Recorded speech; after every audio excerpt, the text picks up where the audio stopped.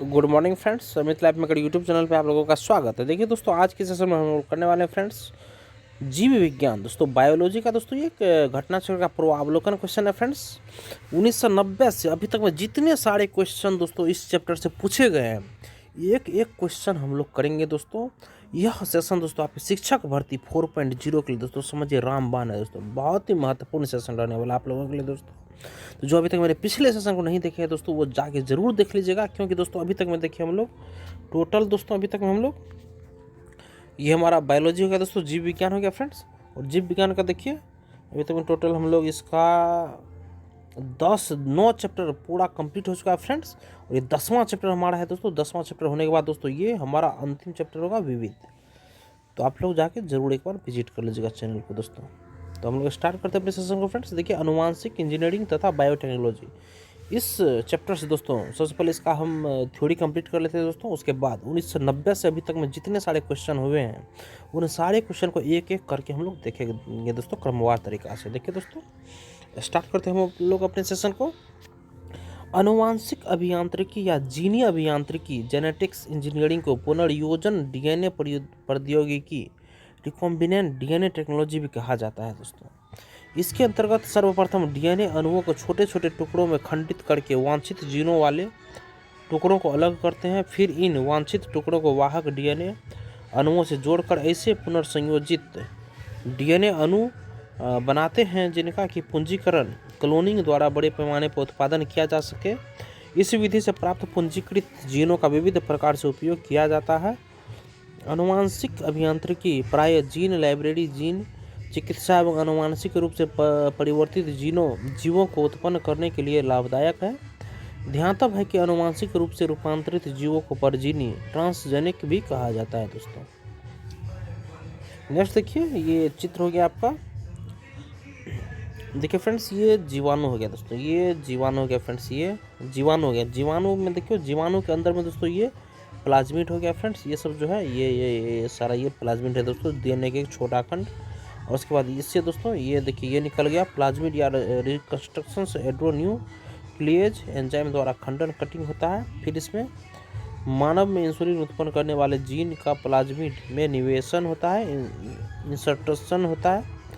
और उसके बाद दोस्तों फिर इसमें इसे देखिए अभियांत्रिकी प्लाज्मिड या पोषी जीवाणु में निवेशन, फिर जीवाणु विभाजन या इंसुलिन उत्पादन का प्रारंभ यहाँ से हो जाता है दोस्तों।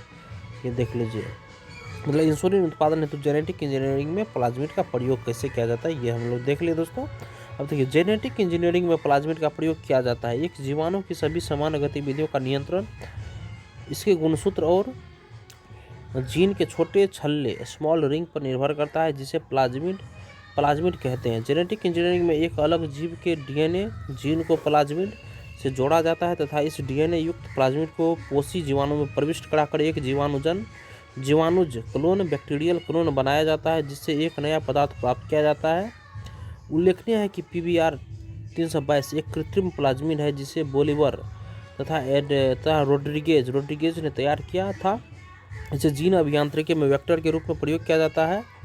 अनुवांशिक अभियांत्रिकी देखिए दोस्तों, जेनेटिक इंजीनियरिंग द्वारा डीएनए को रिस्ट्रिक्शन एंडोन्यूक्लिएज एंजाइम की सहायता से टुकड़ों में खंडित तथा डीएनए लाइगेज एंजाइम की सहायता से इन टुकड़ों को परस्पर जोड़ा जा सकता है। इसके द्वारा किसी कोशिका में जीन की हेराफेरी मैनिपुलेशन अर्थात जोड़ा हटाया या उसकी मरम्मत की जा सकती है, जिसके फलस्वरूप जीवधारी के बाह्य लक्षणों को इच्छानुसार उत्पन्न किया जा सकता है। उल्लेखनीय है कि रिस्ट्रिक्शन एंडोन्यूक्लिएज एंजाइम को सर्वप्रथम नाथन्स एवं स्मिथ ने हेमोफिलस इन्फ्लुएंजा नामक जीवाणुओं से प्राप्त किया था दोस्तों, जिसके लिए इन्हें वर्ष 1978 में नोबेल पुरस्कार प्रदान किया गया।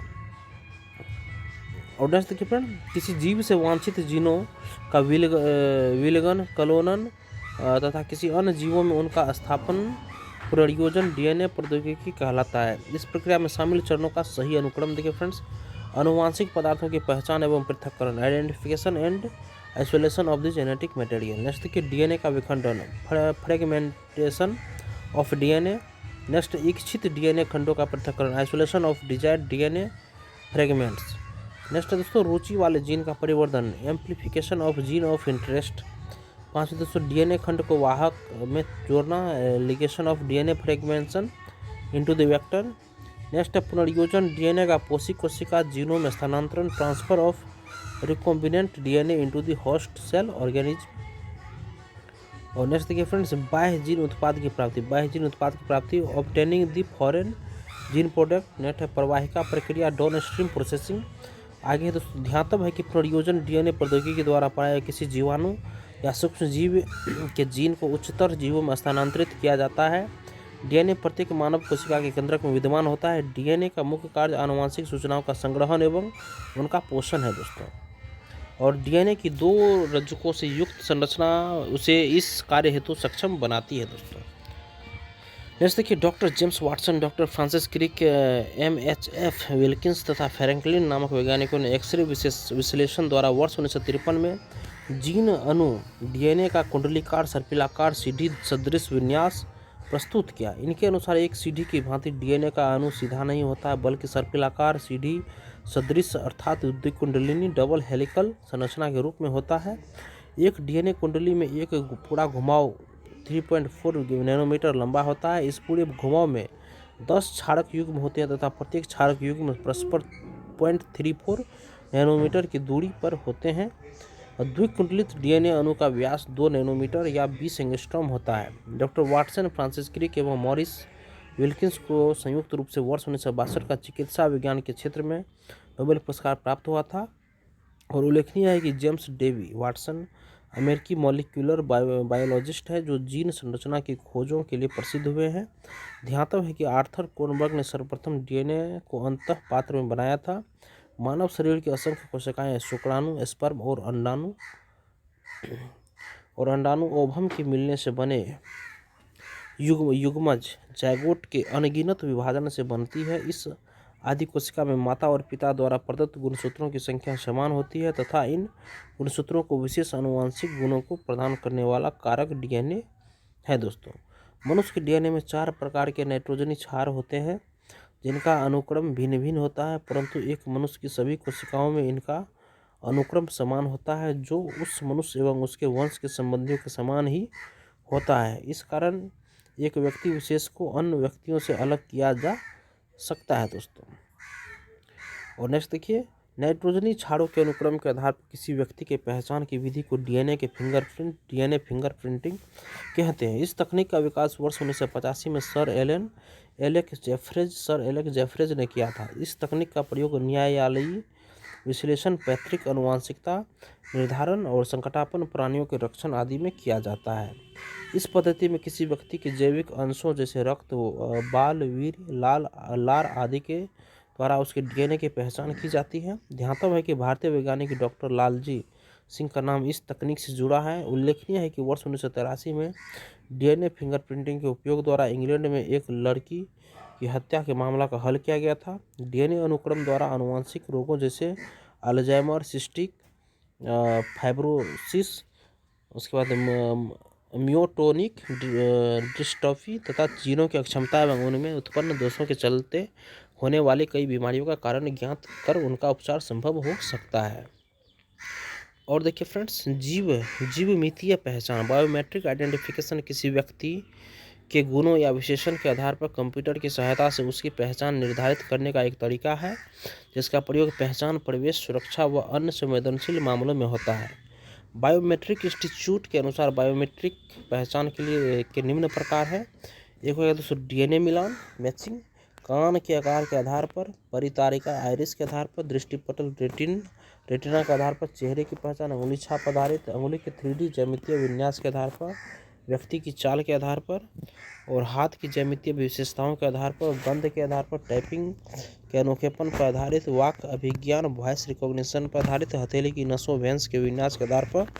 मतलब उल्लेखनीय है कि संपूर्ण जीवों, मुख्यतः सूक्ष्म जीवों या जीवों द्वारा उत्पन्न पदार्थों या जैव प्रक्रियाओं बायोलॉजिकल प्रोसेस के औद्योगिक स्तर पर उपयोग को जैव प्रौद्योगिकी बायोटेक्नोलॉजी कहते हैं।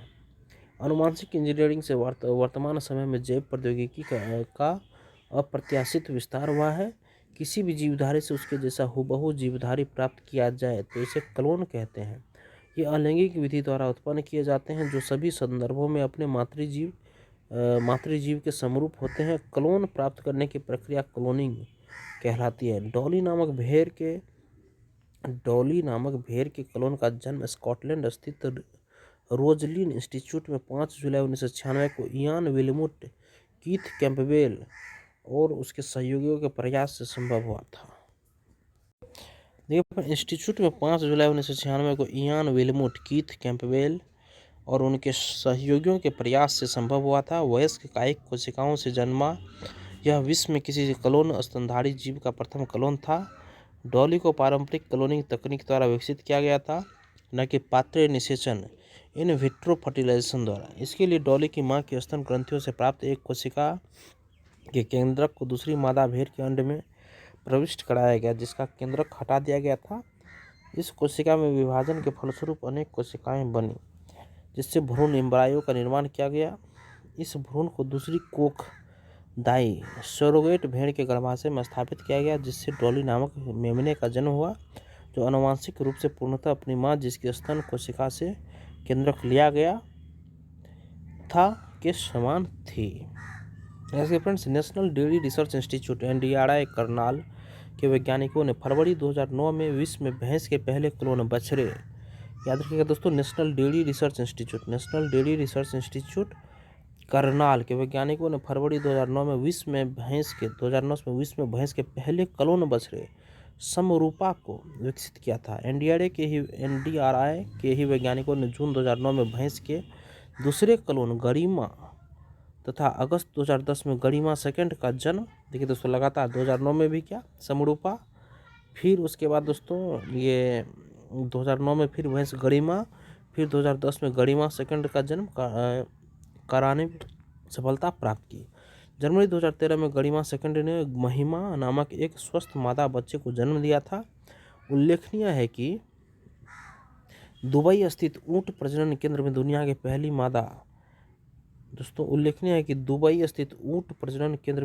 पहली मादा क्लोन ऊंट वर्ष 2009 में विकसित की गई थी। इस क्लोन ऊंट का नाम इनजोन रखा गया था। हाल ही में चीन के वैज्ञानिकों ने विश्व में प्रथम पाइमेट्स के क्लोन की सफलतापूर्वक विकसित किया है। झोंग झोंग तथा हुआ हुआ नामक क्लोन बंदर को ठीक उसी प्रकार विकसित किया गया जिस प्रकार प्रथम स्तनी क्लोन डॉली को विकसित किया गया था। मनुष्य का शरीर असंख्य कोशिकाओं से बना हुआ है तथा कोशिकाओं के अपने कार्य होते हैं। स्टेम कोशिका विभाजित होने के बाद भी पुनः पूर्ण रूप धारण कर लेती है, जबकि अन्य कोशिकाएं विभाजन होने पर क्षतिग्रस्त हो जा सकती है। स्टेम कोशिका से शरीर की लगभग सभी कोशिकाओं को निर्मित किया जा सकता है, अर्थात इनसे शरीर के किसी अंग की कोशिका तैयार हो सकती है। स्टेम कोशिकाओं को वैज्ञानिक प्रयोगों के लिए स्रोत के आधार पर भ्रूण, वयस्क तथा कॉड ब्लड में बांटा जाता है। देखिए, भ्रूण, वयस्क तथा कॉड ब्लड में बांटा जाता है। अधिकांशतः स्टेम कोशिकाएं भ्रूण से प्राप्त होती है। इन्हें जन्म के समय ही सुरक्षित रखना होता है। इन मौलिक कोशिकाओं के अनुसंधान को लेकर काफ़ी विवाद है। कारण यह है कि विकास के प्रारंभिक चरण में मानव भ्रूण से इन कोशिकाओं को प्राप्त करने के दौरान भ्रूण नष्ट हो जाता है। इसलिए नैतिकता के आधार पर दोस्तों इस तरह के अनुसंधानों का विरोध होता रहा है, किंतु वर्तमान में इसके वैकल्पिक स्रोतों की तलाश कर ली गई है, जिसमें भ्रूण को नष्ट करने की आवश्यकता नहीं होती है। गर्भनाल का रक्त, दांत, अस्थिमज्जा आदि स्टेम कोशिकाओं के अविवादास्पद स्रोत है। चिकित्सा विज्ञान के क्षेत्र में विभिन्न रोगों के निदान के लिए स्टेम कोशिका का प्रयोग किया जा सकता है। इसकी सहायता से कॉर्निया प्रत्यारोपण में और हृदयाघात के कारण क्षतिग्रस्त मांसपेशियों के उपचार में सफलता मिल चुकी है। उल्लेखनीय है कि अस्थिमज्जा से प्राप्त ये कोशिकाएं आजीवन शरीर में रक्त का उत्पादन करती है और ल्यूकेमिया आदि रोगों में इनका प्रत्यारोपण कर पूरी रक्त प्रणाली को पुनर्संचित किया जा सकता है। एमनियोसेंटेसिस गर्भवती महिलाओं में किया जाने वाला एक प्रसव पूर्व परीक्षण है, जिसके तहत विभिन्न प्रकार के जन्म दोषों जैसे डाउन सिंड्रोम तथा गुणसूत्र विषमता आदि की जांच की जाती है। इस परीक्षण के तहत विकसित हो रहे भ्रूण के चारों ओर विद्यमान उल्बीय द्रव एमनियोटिक फ्लूइड की कुछ मात्रा निकालकर उसका विश्लेषण किया जाता है। इससे भ्रूण का लिंग परीक्षण भी किया जा सकता है। आनुवांशिक अभियंत्रण द्वारा रोग प्रतिरोध, वृद्धि, वर्धन तथा जंतु क्लोनिंग पर सफलता मिल चुकी है, किंतु मानव क्लोनिंग ह्यूमन क्लोनिंग का परीक्षण अभी पूरी तरह से सफल नहीं हो पाया है, क्योंकि यह विवादास्पद तथा प्रतिबंधित है। नेक्स्ट फ्रेंड्स, आनुवांशिक अभियांत्रिकी के प्रयोज्य। आनुवांशिकी अभियांत्रिकी के प्रयोज्य एवं उसकी दैनिक जीवन में महत्ता को निम्नलिखित शीर्षकों के माध्यम से समझा जा सकता है। ये फर्स्ट हो गया दोस्तों जीनी विश्लेषण एवं संग्रह। डीएनए अणुओं को छोटे टुकड़ों में तोड़कर तथा इनका पुंजकीकरण क्लोनिंग करके किसी भी जीव के संपूर्ण जीनोम का विश्लेषण किया जा सकता है और इसे जीनी संग्रह जीनी लाइब्रेरी के रूप में कंप्यूटर में रिकॉर्ड किया जा सकता है। ध्यातव्य है कि जीनोम एक प्राणी में पाए जाने वाले सभी जीनों के समुच्चय के लिए प्रयुक्त एक समूहवाचक शब्द है दोस्तों। विश्व स्तर के प्रोग्राम ह्यूमन जीनोम प्रोजेक्ट का संबंध मानव जीनोम और उनके अनुक्रमों की पहचान और मानचित्रण से है।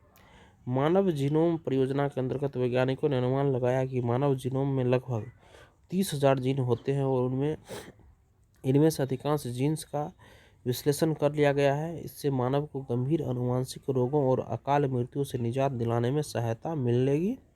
और सेकेंड जीन्स का संश्लेषण।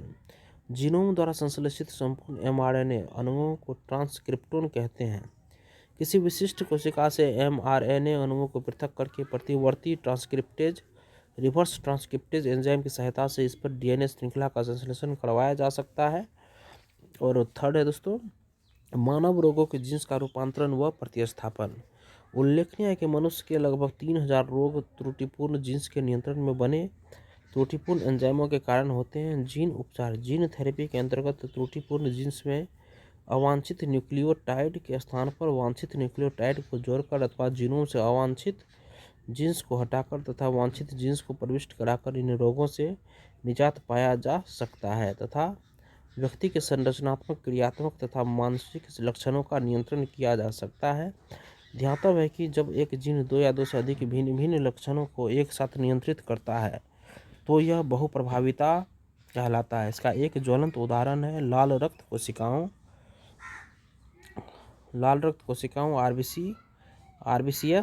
आरबीसीएस का हंसियाकार कोशिका रक्तता रोग सिकल सेल एनीमिया, जिसमें आरबीसी का आकार हंसियानुमा हो जाता है। यह रोग एक प्रभावी जीन रिसेसिव जीन के कारण होता है। जेनेटिक इंजीनियरिंग के अंतर्गत जीन एडिटिंग के तहत भावी माता पिता के अंड या शुक्राणु उत्पन्न करने वाली कोशिकाओं में आनुवंशिक परिवर्तन किए जा सकते हैं। व्यक्ति का जीनोम जन्म से पूर्व प्रारंभिक भ्रूणीय अवस्था में संपादित किया जा सकता है। मानव प्रेरित बहुशक्त स्टेम कोशिकाओं को एक प्रकार के भ्रूण में अंतर्वेशित कर वांछित अंग का निर्माण किया जा सकता है। मानव प्रजनन तकनीक में अभिनव प्रगति के संदर्भ में प्राकेंद्रित स्थानांतरण का प्रयोग संतान में होने वाले सूत्रकणिका संबंधी आनुवंशिक रोगों के प्रसार को रोकने हेतु किया जाता है। और चौथा नंबर है दोस्तों पादपों की उच्च प्रतिरोधकता। आनुवंशिक रूप से रूपांतरित पादपों के उत्तक संवर्धन तकनीक से उगाया जाता है और जेनेटिक इंजीनियरिंग की सहायता से उनमें नैसर्गिक जीनों के अतिरिक्त मनोवांछित जीन प्रविष्ट कराए जाते हैं। इससे उनमें मिट्टी की लवणता, सूखे कीटों व विषाणुओं आदि के संक्रमण को सहने या इनके प्रति प्रतिरोधकता की क्षमता उत्पन्न हो जाती है दोस्तों। और कपास के कीट रोधी पौधे आनुवंशिक अभियांत्रिकी जेनेटिक इंजीनियरिंग द्वारा एक जीन बीटी जीन को निर्मित किया गया है। बीटी जीन मिट्टी में पाए जाने वाले जीवाणु बैसिलस थुरिनजिएंसिस द्वारा तैयार किया गया है। बीटी जीन पौधों में अभिव्यक्त होकर कीटों की प्रतिरोधकता उत्पन्न करता है, जिससे उनमें कीटाणुओं के उपयोग की आवश्यकता नहीं होती है। इस तरह से जैव पीड़कनाशों का निर्माण होता है, जैसे बीटी कपास, बीटी मक्का इत्यादि। बीटी बैंगन आनुवंशिक अभियांत्रिकी से विकसित बैंगन की नई किस्म है। इसमें बैंगन में बैसिलस थुरिनजिएंसिस नामक जीवाणु की विशेष जीन CRY1 AC को निवेशित किया जाता है, जिससे एक प्रकार का फ्रेंड्स विष मतलब बीटी टॉक्सिन उत्पन्न होता है। यह बैंगन में लेपिडोपेप्टोरॉन कीटों जैसे brinjal fruit borer, suit borer आदि के विरुद्ध प्रतिरोधक क्षमता उत्पन्न करता है। इस प्रकार बीटी बैगन फसल सुरक्षा की दृष्टि से अच्छा विकल्प हो सकता है, लेकिन ऐसी आशंका है कि बीटी विष से मानव स्वास्थ्य और जैव विविधता पर विपरीत प्रभाव पड़ सकता है। ध्यातव्य है कि जीन अभियांत्रिकी अनुमोदन समिति जेनेटिक इंजीनियरिंग अप्रूवल कमेटी ने बीटी बैगन की व्यावसायिक खेती के लिए अक्टूबर 2009 में अनुमति प्रदान की थी, किंतु इसे लेकर जनाक्रोश अत्यधिक भड़कने के कारण सरकार ने 9 फरवरी 2010 को इसकी खेती के स्थगन की घोषणा कर दी थी। और 5 नंबर देखिए फ्रेंड्स, पादप जीन प्रारूप में परिवर्तन। पुनर्संयोजित एवं पंजीकृत डीएनए को पादप जीन प्रारूप में प्रविष्ट करके टमाटर, तंबाकू, प्याज, मक्का, गेहूं, जौ, चावल, मटर आदि विभिन्न पादपों की लाभदायक व उत्कृष्ट किस्मों वैरायटीज़ का विकास किया जा सकता है। नेक्स्ट दोस्तों, फ्लेवर सेवर देखिए फ्रेंड्स, एक आनुवांशिक रूप से रूपांतरित टमाटर है। यह व्यावसायिक उद्देश्य हेतु उत्पादित पहली ऐसी आनुवांशिक रूप है अभियांत्रिकृत फसल है जिसे मानव उपभोग के लिए लाइसेंस प्रदान किया गया था। इस टमाटर में ऐसा जीन डाला गया जो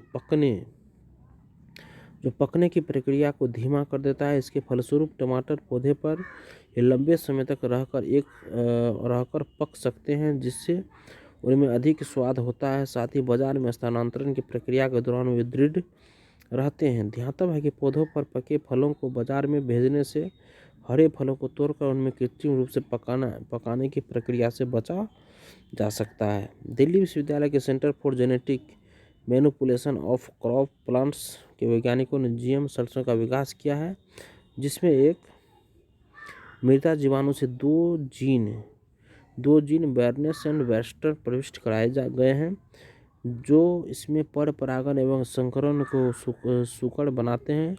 ये जीन पादप को अनेक किस्मों के पीड़कों के विरुद्ध पीड़क प्रतिरोध का गुण नहीं देते हैं। गोल्डन राइस सुनहरी चावल जैव प्रौद्योगिकी की उपलब्धि है, जिसके जन्मदाता प्रोफेसर इंगो पोट्रिक्स तथा डॉक्टर पीटर बेयर है। इस चावल का रंग सुनहरा गोल्डन होता है तथा इसमें बीटा कैरोटीन बनाने वाला जीन डाला गया है, जो हमारे शरीर में पहुंचने पर विटामिन ए में परिवर्तित हो जाता है। दोस्तों देखिए फ्रेंड्स, हमारा ये थ्योरी इसका जितना था दोस्तों, तो अब पूरा थ्योरी खत्म कर चुके हैं दोस्तों। अब इस बेस पे दोस्तों 1-2 क्वेश्चन हम लोग कर लेते हैं फ्रेंड्स। देखिए दोस्तों, डीएनए की निम्नलिखित में से किस विशिष्टता ने उसे पीढ़ी दर पीढ़ी आनुवांशिक सूचना प्रदान करने और पोषण करने के लिए अद्वितीय रूप से उपयुक्त बनाया फ्रेंड्स? इसका ऑप्शन हो जाएगा दोस्तों 2 रज्जुकों, 2 स्ट्रैंड्स की पूरकता। देखिए फ्रेंड्स, डीएनए प्रत्येक मानव कोशिकाओं के केंद्रक में विद्यमान होता है। डीएनए का मुख्य कार्य आनुवांशिक सूचनाओं का संग्रहण एवं उनका प्रेषण है। डीएनए की 2 रज्जुकों की पूरकता उसे इस कार्य हेतु सक्षम बनाती हैं। देखिए दोस्तों, ये फर्स्ट क्वेश्चन हम लोग कर लिए दोस्तों, और नेक्स्ट दोस्तों कल के सेशन में दोस्तों इसका क्वेश्चन पूरा करके इसको चैप्टर को कंप्लीट कर लेंगे फ्रेंड्स। तब हमारा ये बायोलॉजी का सिर्फ एक चैप्टर बच जाएगा फ्रेंड्स, सिर्फ एक होगा विविध, जिसमें दोस्तों हमारा क्वेश्चन रहेगा सिर्फ बायोलॉजी का। और उसके बाद दोस्तों हमारा बायोलॉजी जैसे ही कंप्लीट होता है फ्रेंड्स, तब तुरंत दोस्तों हम लोग केमिस्ट्री इसका स्टार्ट करेंगे फ्रेंड्स। तो सेशन देखिए दोस्तों, अगर सेशन आप लोगों को पसंद आया फ्रेंड्स, तो सेशन को एक लाइक ज़रूर कर दीजिएगा फ्रेंड्स, और किसी एक ग्रुप में इसको शेयर कर दीजिएगा। चैनल को फ्रेंड्स सब्सक्राइब कर लीजिए दोस्तों, और लेटेस्ट नोटिफिकेशन पाने के लिए बेल आइकन के बटन को जरूर दबा लीजिएगा। धन्यवाद दोस्तों, आपका दिन शुभ हो।